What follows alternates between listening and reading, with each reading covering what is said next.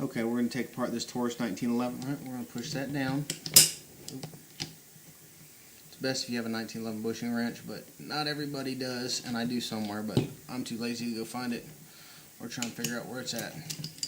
You don't want to put anything in front of this, and you want to be careful where you're pointing this. If you lose control of this, that big spring will launch this piece into orbit, or into the ceiling, or into your throat. Pull out your bushing piece.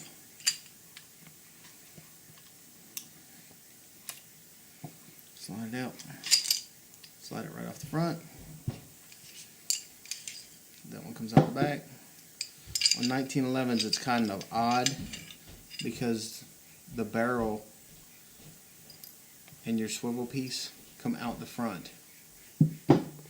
Thus, the retainer bushing that holds all that in.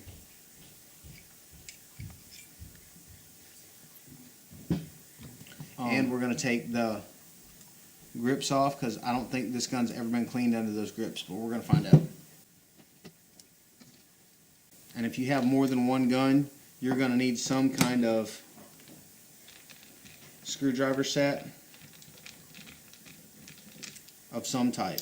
It doesn't have to be something high dollar. This is just one of those generic ones that's fairly decent, but you can have the cheap generic one.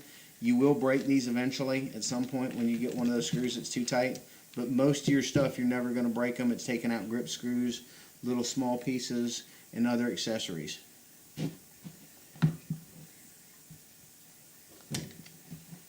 Yee! Yeah. This is why we're recommended to take that off. This gun probably has never been cleaned under there.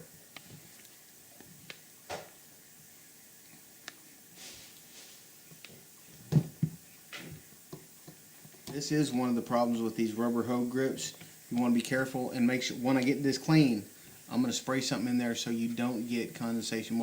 That can be from moisture, rain, carrying it, sweat, or anything. But now you have condensation trapped in behind these rubber grips, which they're not going to break. The good thing about wood won't do that.